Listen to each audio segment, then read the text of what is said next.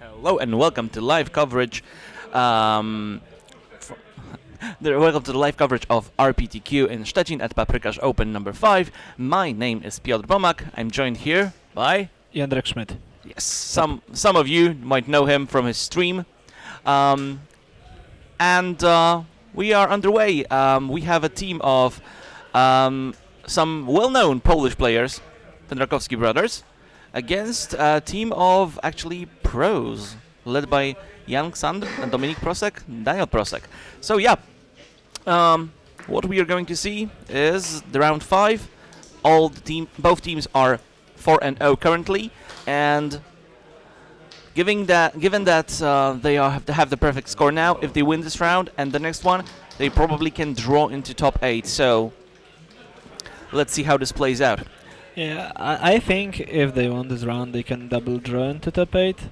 Mm-hmm. I'm quite sure because after 7 rounds, there will be probably like one team that should be undefeated, and then Mm-hmm. 5 or 4 teams with excellent one score. So I think 5-0 and double draw will get them top 8. But it all depends if their opponent wants to draw. So. All right. So we see the classic matchup of this tournament. So a mono-red deck against a blue-white control. You yourself play blue-white, but the cycling variant. Yeah, I think that cycling was a better choice, mostly because it has very good matchup against like regular blue-white, and a lot of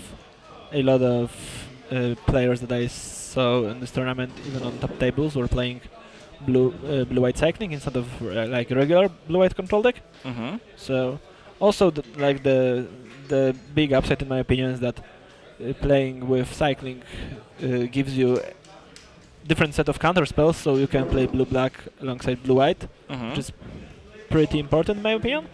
But here we can see that Ksandr is playing with like regular blue-white, and he's obviously a very good player. So All right. So, not much of pressure from Paweł. yeah, He- I bet Ksandr isn't on 20. It's probably like I would say it's 14? 14, yeah. Mm-hmm. 2 attacks for free. So yeah. But he failed to resolve this Ancrop Crusher. It got countered by a Supreme Will. That's a card that we haven't seen a lot this weekend. Now, of course, again, playing against this blue-white deck, you need to establish some sort of early dominance. You need to put them on the back foot. But it's really difficult to do through this set of counter spells and seemingly endless removal.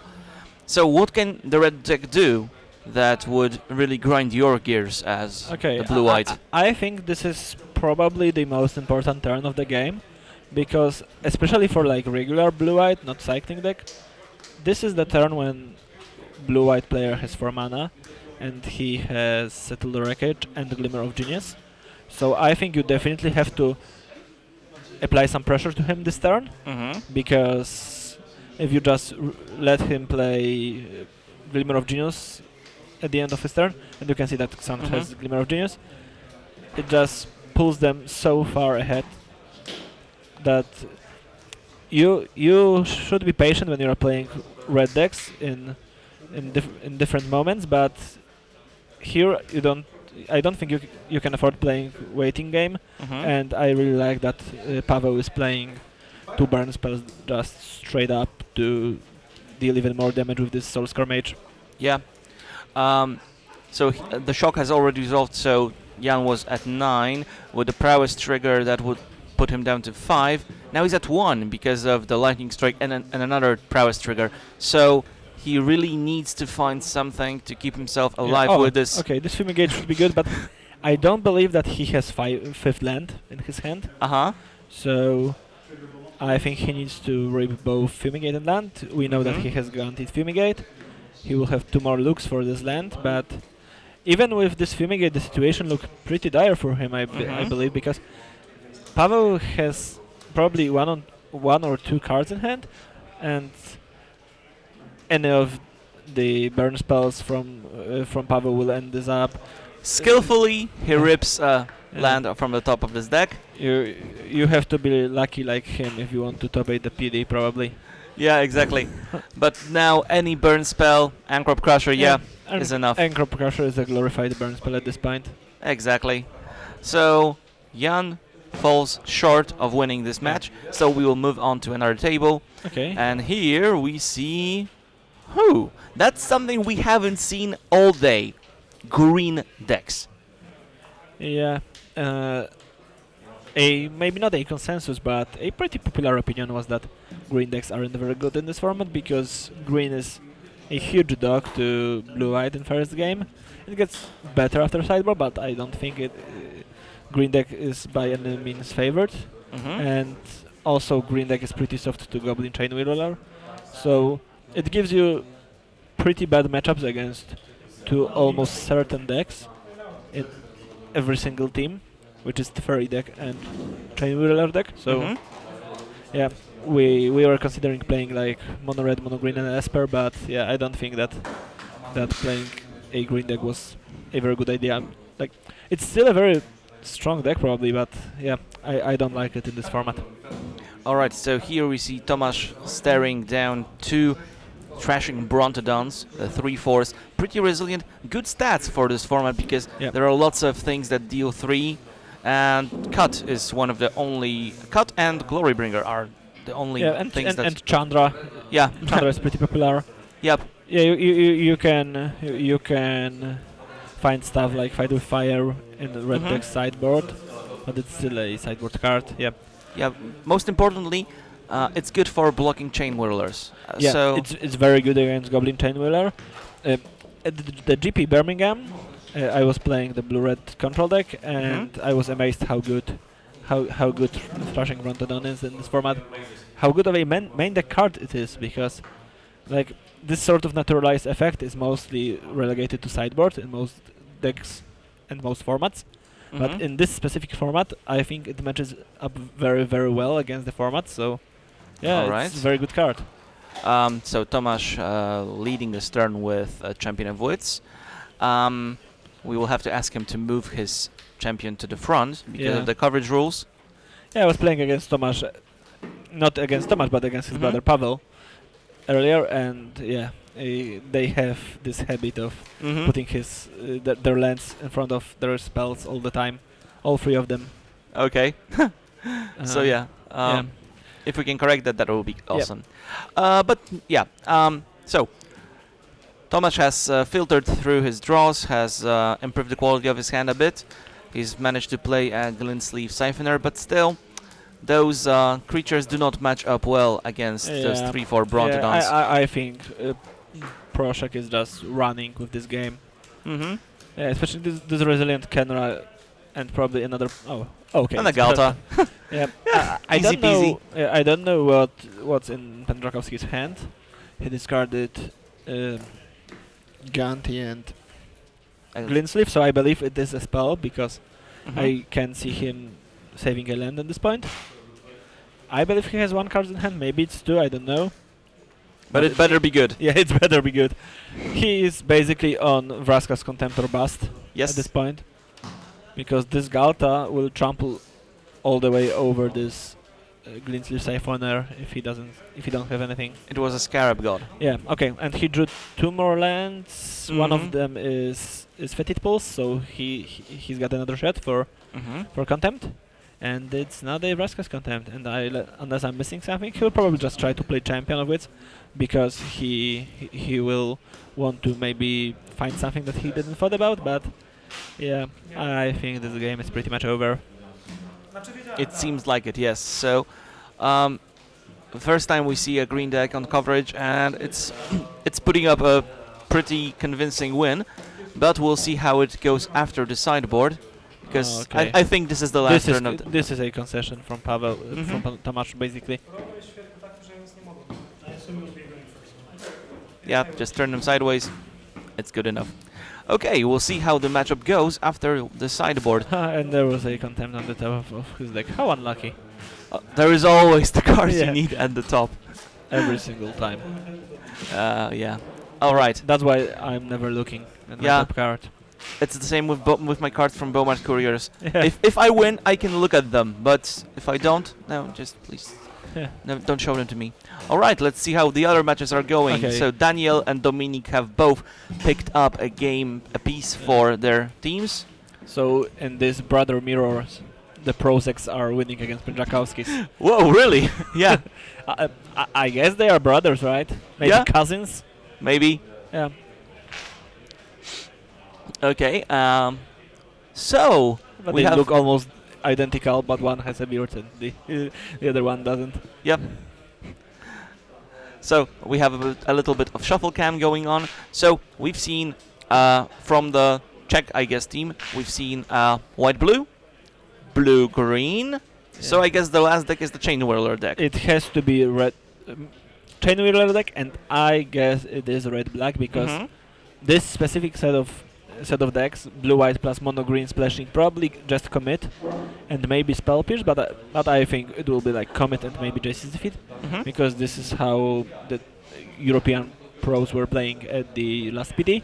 They were Mhm. playing mono green with commit to memory in the main deck, All right. and I think this specific setup it is somewhat made to just allow the chain wheeler decks to have the every single power card they want to, Mhm. and Duress is one of them. So yeah, Exactly. Duress a very important piece of sideboard interaction. I think it's very important against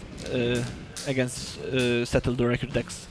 And look, it's a second green deck. Yeah, I was playing against Pavel earlier, and yeah, he defeated me after a fairly easy game one for me.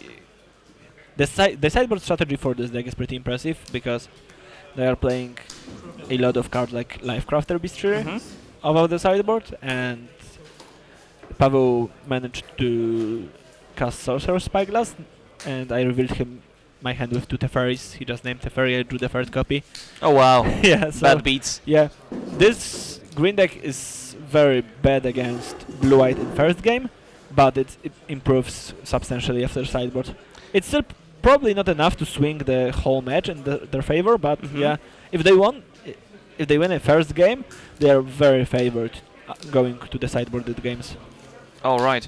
That's not the case, however, in this situation. Here, Daniel is in the lead. What do you think is the matchup of this mono green deck against the fully powered red black?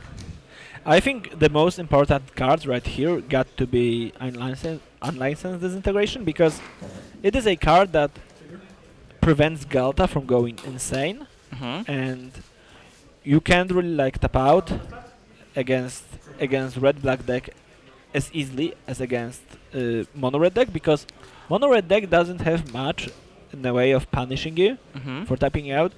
They can play something like Karizev's expertise out of the sideboard, Yep. and for that occasion you have to hold up your blossoming defenses. But yeah, I think the fact that you have a black mana in your deck and black cards in your deck, some hard removal, maybe even cast down in the sideboard because Mhm. nobody else is playing black, really strengthens the red side of this matchup.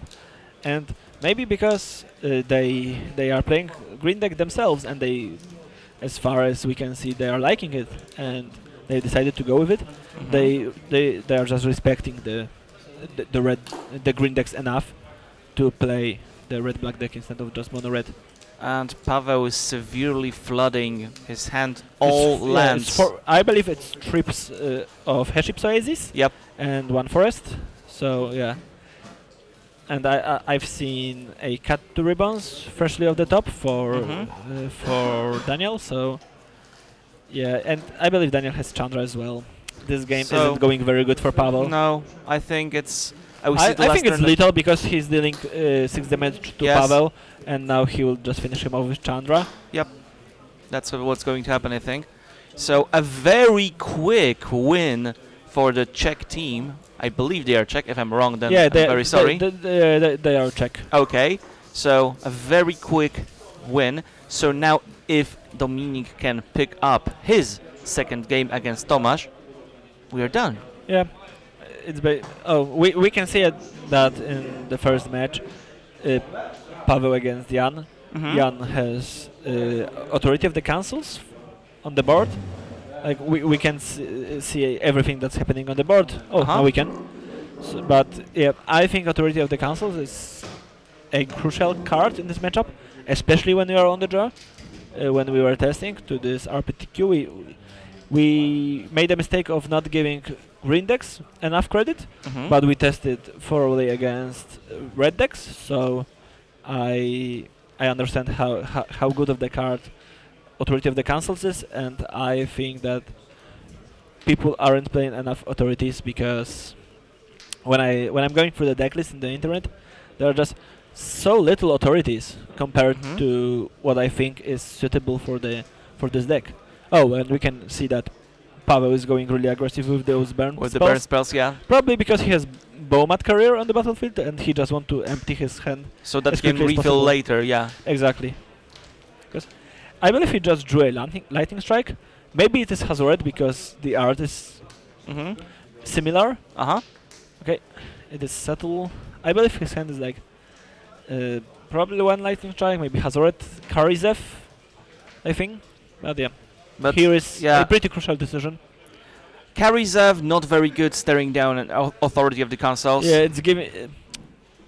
I mean, she and her monkey are still dealing effectively damage every turn. But yeah. Hazoret cannot attack on the first turn. I mean, I think this game is if he's going to win this game, I think he's going to be it through burn spells. Yeah, I believe that Paweł's best bet is just to fire up lightning strike and discard Hazoret and another clunky card from his hand. Oh, two Hazorets, okay. I don't know if he drew a land.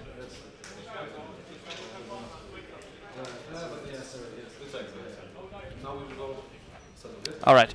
So now the Earthshaker camera is going to get settled. Yeah, I believe it was a slight error because the settle was cast in response to Bowmat Courier trigger, so they should first find one land from settle the wreckage and then exile the top card.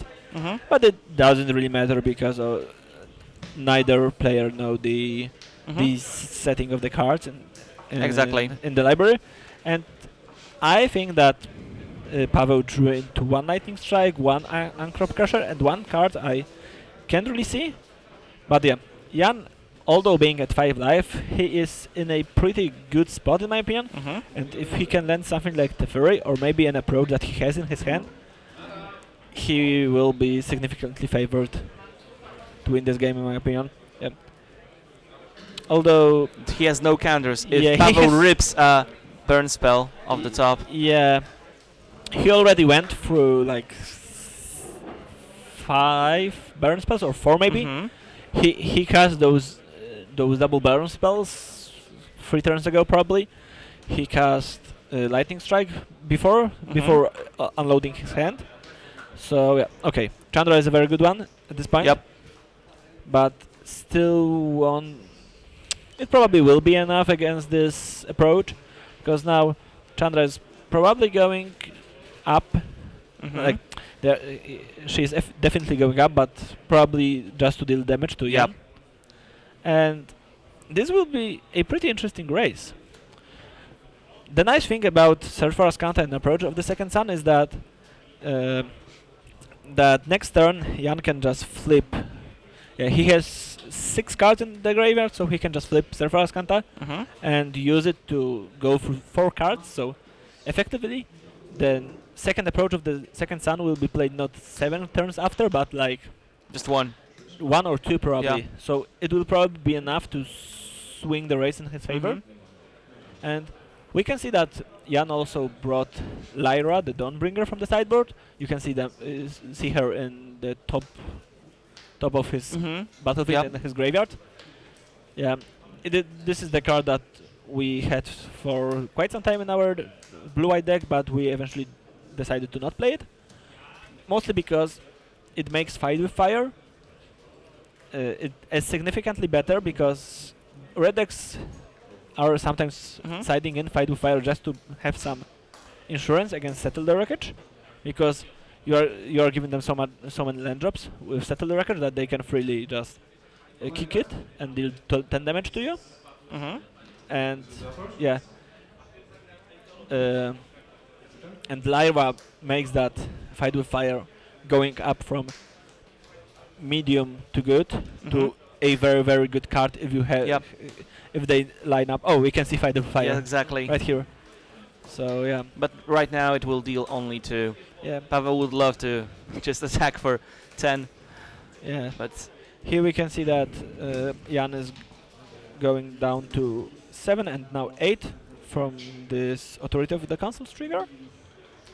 Yeah, this will be definitely a close game. What Jan would love to see now is an activation of Askanta the Sunken Ruin and finding a Settle the Wreckage to hold off Pavel's attackers and just win next turn. Because now he has 6 cards above his approach. He will draw it. He will have 5 cards. Then he will look at 4. he will look at 4, so he will have 1 card above the approach. Mm-hmm. And if he has something like a cycling land, For example, yeah. yeah, I don't think that this version of Blue White. Oh, okay, he has cast out. Okay. Yep. Perfect. So now he can. I don't like this, unless he knows something we don't know. But I don't think he did, and I think maybe he sided out some amount of settled wreckages. I don't know. Probably not, because they are pretty good against this deck. So yeah, I don't really like this play from Jan, but well, he used to top 8ing the Pro Tours, not me. So Oh. maybe I'm not saying something, but yeah, from where I'm sitting, I don't like this play. I would just activate Askanta in a hope of hitting the settled wreckage. All right. So let's see. It's going to be a crucial turn.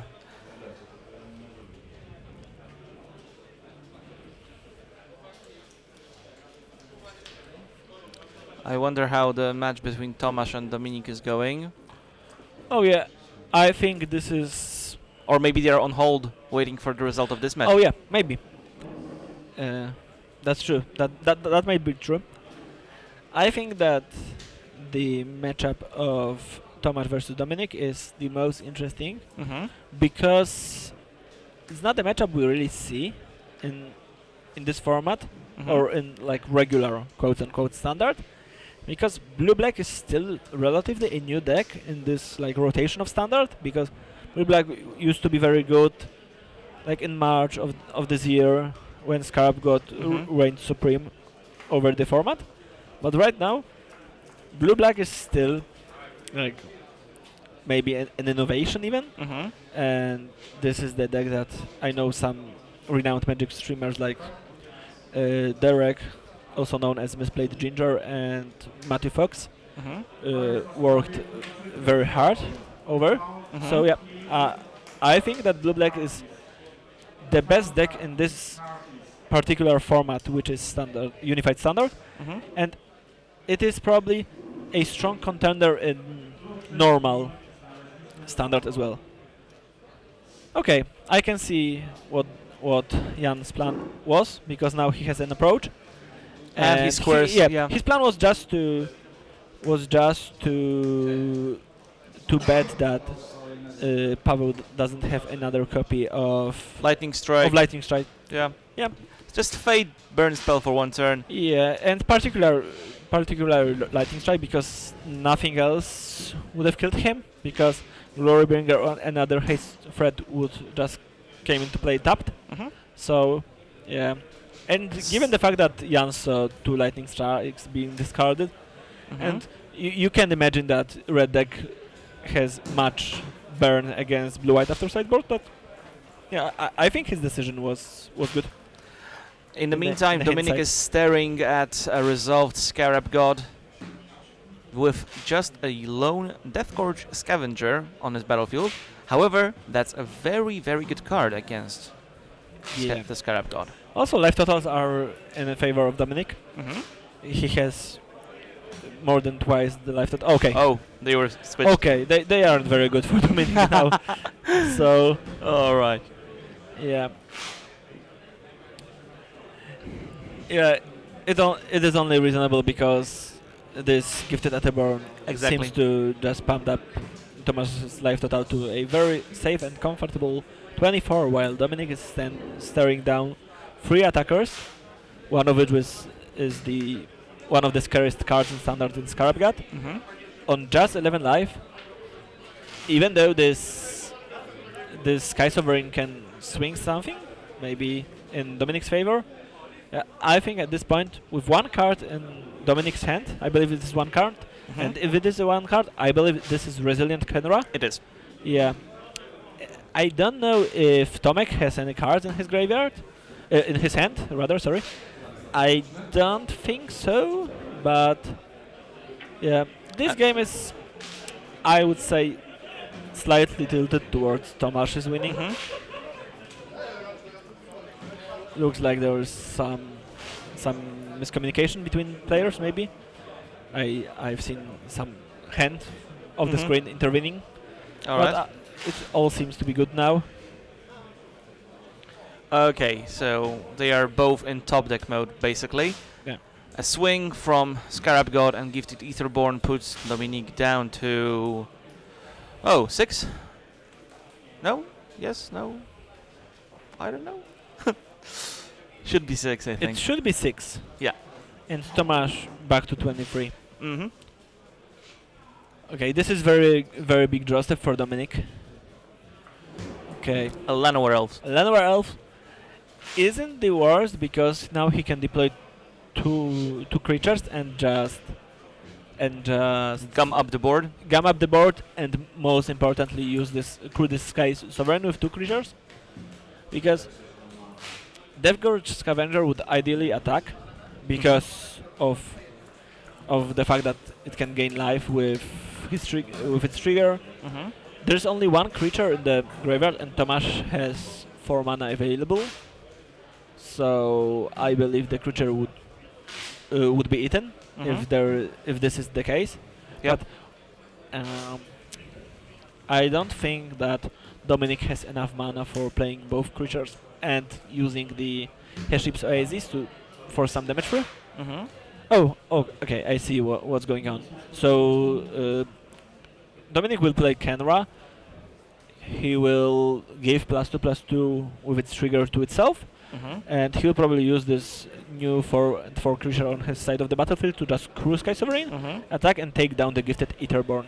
While also attacking with Deathgorge Scavenger. Okay. Yep. So I believe he will try to eat a non-creature spell to get his Deathgorge Scavenger to up to 4 and 3 to not get chumped with a zombie from Scarabgat. Mm-hmm.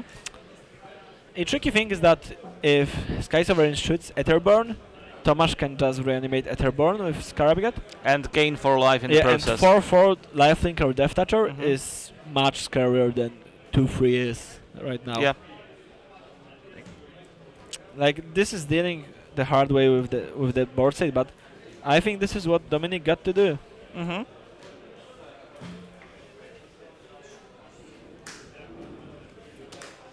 Yep.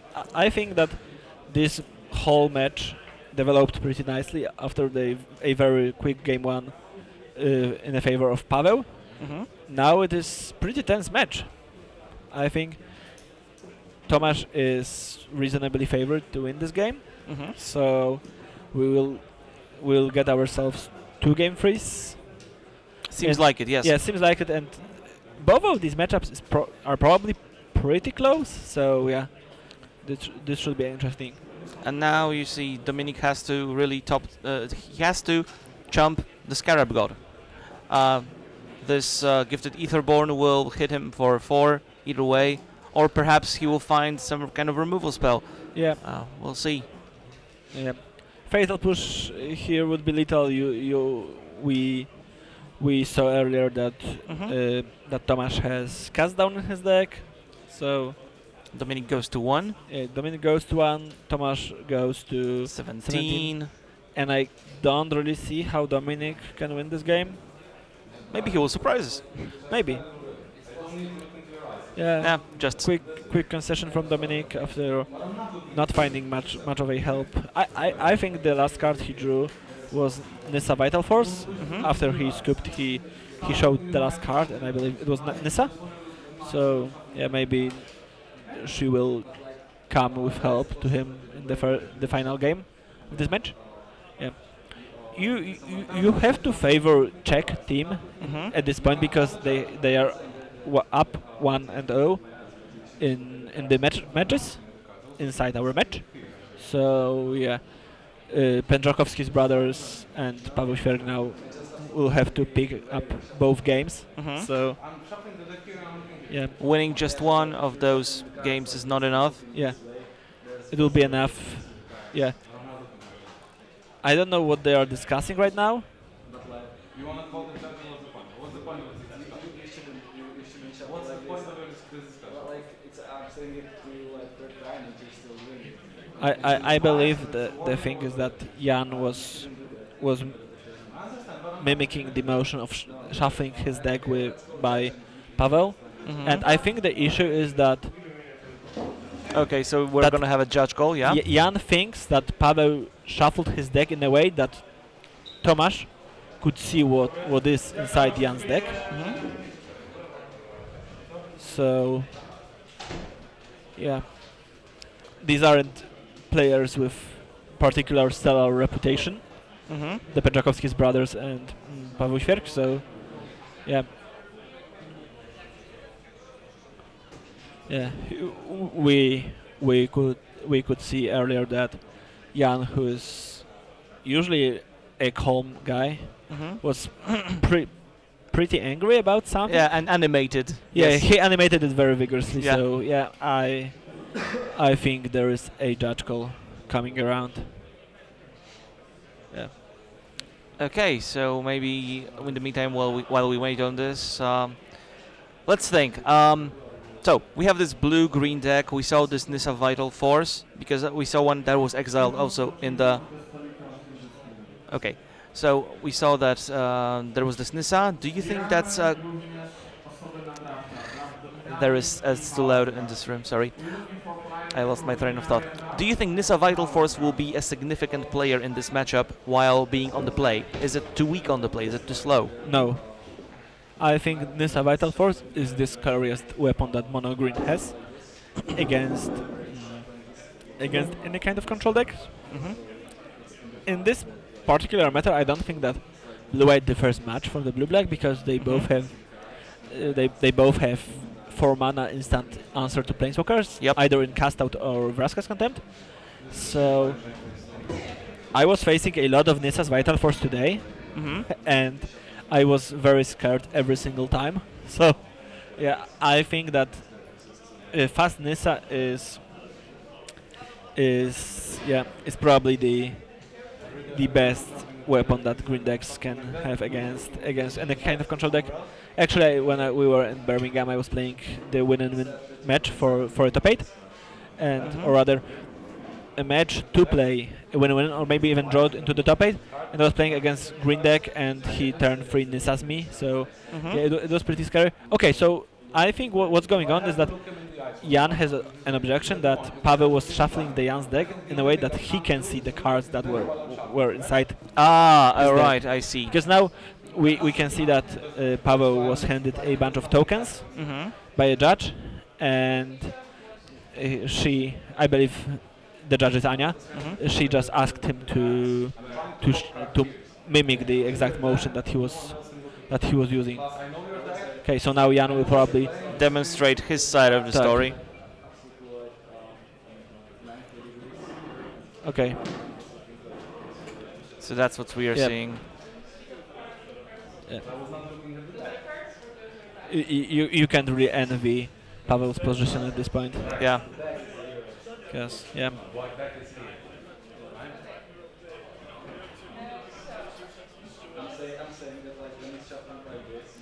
Well, nobody likes being called out for attempted cheating or for any kind of misconduct. It's only reasonable that he's defending himself. Of course. But we'll see what's going on in the meantime. Okay. All right. We have some technical. We have issues. some technical issues. Yes. Did something change, perhaps, on the output? I'll go and ask the Okay. director. Seems we're back. Maybe. Yeah, Yay, we're we're back. back. Yeah. Woohoo! So We couldn't see the screen Yeah. for a second, so sorry for that. Yeah. just a single show of willingness to go to our tech support was enough to bring the coverage back. Yes. Okay. Looks like the judge call is resolving in some matter, and I don't think Jan is particularly happy with what's going on. And you can see that Pavel is arguing as well. Mm-hmm. And you could see the motion. Yes, this It was, angry. it was very fast paced and very very tense. Uh-huh. And you can see that probably Pavel is a bit maybe not annoyed, but he's acting in self-defense against Yeah, he's the insulted. accusation. Yeah. So let's drop it. We'll see how it resolves. Yeah. But let's go to the match that's going on the middle table. Let judges handle the stuff.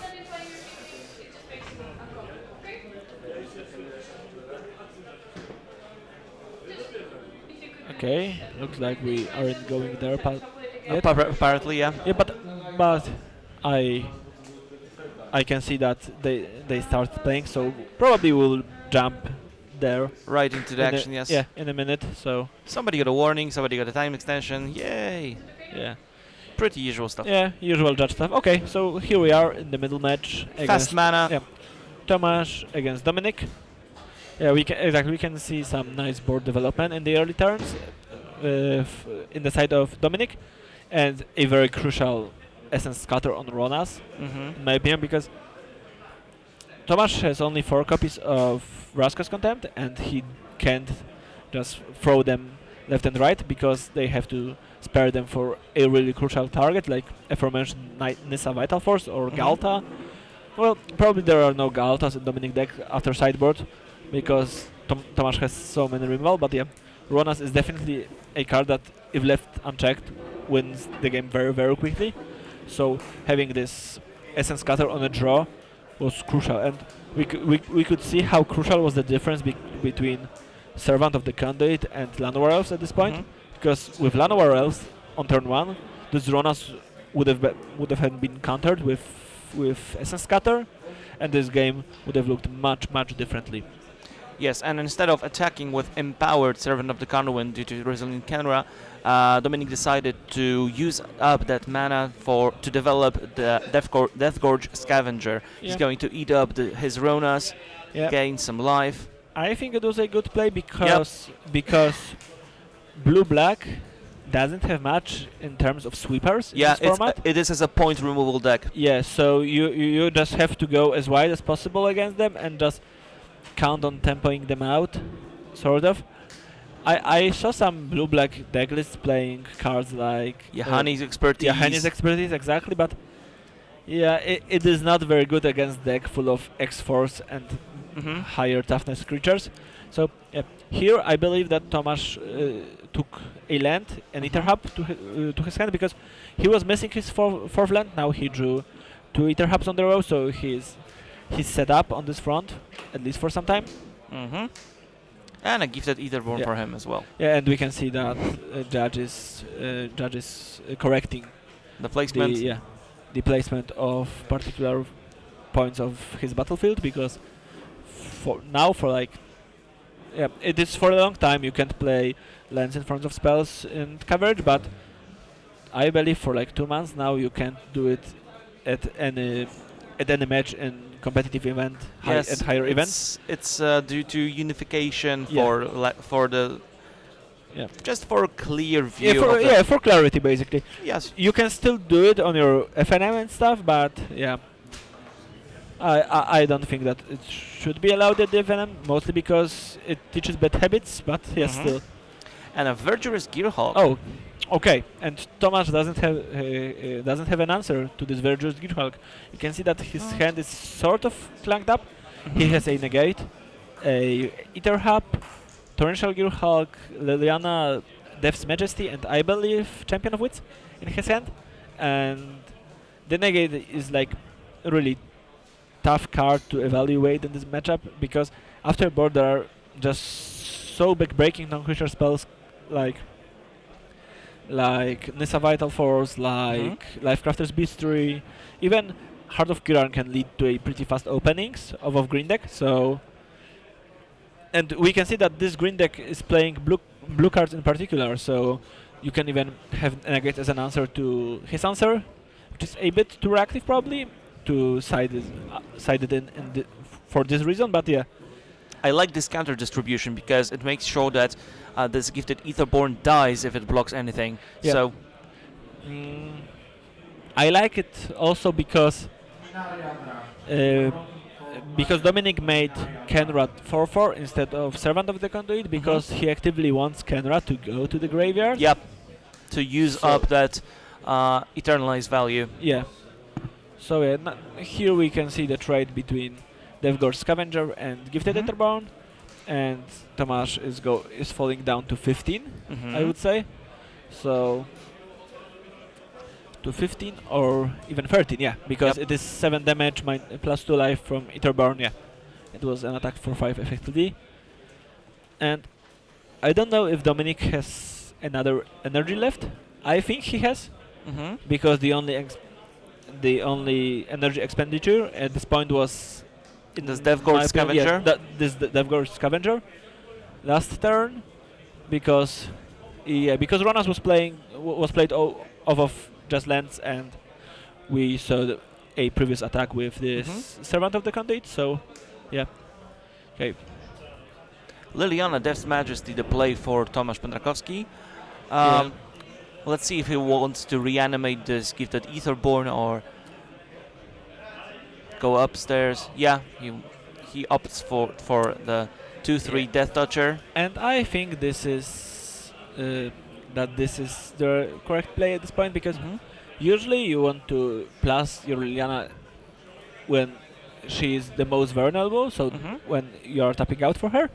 But at this particular point, the Gifted Etherborn just matches up so well against Vergur's Gearhulk that if Tomasz made a zombie and Dominic would have guaranteed And kill. there is a Nissa. Yeah, in there his is a hand. Nissa.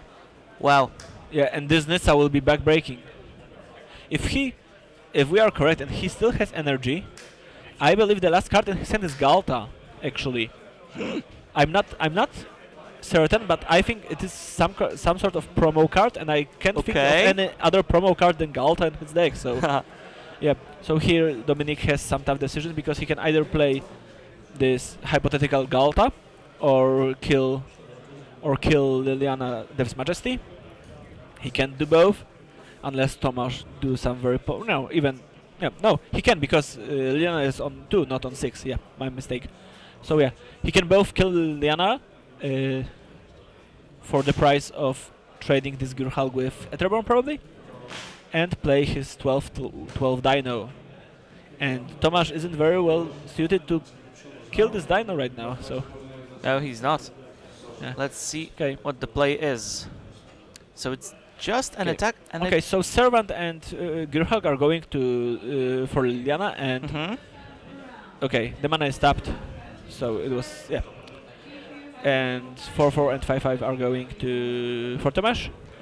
So yeah, probably maybe Dominic didn't have any energy left, or maybe it isn't Galta. But yeah, he valued this Servant's presence in the red zone higher than just potential of adding mana. And even though we can see Torrential Gearhulk, a pretty powerful card in Tomasz's hand, he doesn't have much in the way of cards in graveyard to utilize this Torrential Gearhulk with, because he would love to have Vraska's Contempt in the graveyard for this Gearhulk. I don't really know what is the best play for Tomasz this turn, He's probably trying to figure this out. He has 6 land. He has Scarab God. Scarab God does a pretty good job trading with this Verdurous Gear Hulk. So maybe, but Tomasz is at seemingly save life total, but with this Nissa's Vital Force at the battlefield, it's not really any any save life total Yeah, at this because point. I think he will go for Champion of Wits. Mhm. It will give him the added bonus of finding a cast down. finding maybe he's found a cast down, but it wasn't what I was trying to mention. Okay. What I was trying to Sorry. mention is that no problem. He even though he can't cast Vraska's Contempt this turn, Uh-huh. even if he finds it, he can just dump it to his graveyard, and he can just recast it with Torrential next turn, Uh-huh. giving himself a pretty big tempo swing. Just for 6 mana. Yeah, just for 6 mana, a 10 mana worth of cards. It's pretty good. It is pretty good since Kaladesh came to the standard, so why not now? Okay, so Of course. here we can see the passing of a turn for Tomasz. Hashep Oasis Yeah, is the Hashep draw. Oasis was the draw. I still think this is Galta. It looks like it. Yeah. So now Dominic can have a pretty efficient turn. He can float 2 mana, or rather float 1 mana, Mhm. and tap this land with Nissa. Yep. He will have 12 power, which is more than enough to play Galta for 2 mana. So we will have he can use every single resource, if I'm correct. He can he can pump his creature with Hashep Oasis. He can play Galta and attack Tomasz for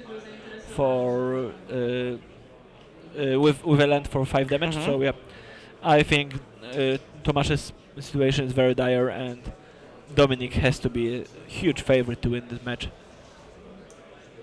Okay, looks like they are consulting something. Yes, probably With the his brother, sequencing of yeah. those spells and the activation of the land. Because yeah, it seems like that he's able to do it all. Yeah. Oh, it's still Leaf Champion. Okay. Oh, all right. Oh, I think the game is over. Yeah, I believe the other game went in Jan's favor, and they are now just comparing the cards in their hand Yep. to see what would happen. Okay. All right. So yeah, we forgot about this tricky Steel Leaf Champion promo. Mm-hmm. Yeah. We were mistaken that this is not 3 mana 5/4, but 2 mana 12/12. Yep. But yeah, it looks like Czechs are going victorious in this round. So we'll have to confirm that. If we could ask our team to Yeah. update the scores, it would be awesome. Yeah, they Yeah, are because, signing yeah. the slip, so it Yep. is. Yeah, it is the only possible Yes, of explanation course, the because situation. Tomasz would have to win as well in order Yeah. for this match to finish. So yeah, Exactly. the Czech team has emerged victorious in this match. Yeah. They are at 5-0 and probably Yeah. able to draw Yeah. into the top 8. And here we can see our very handsome camera operator just confirming what we Yes. already and what we our already very thought. handsome broadcast crew. Hi. Yeah. Hi. Yeah. So we will be back with the winners interview very shortly. But for now, please stay tuned and Yeah. wait a couple of minutes as we set it up. Yeah. See you soon.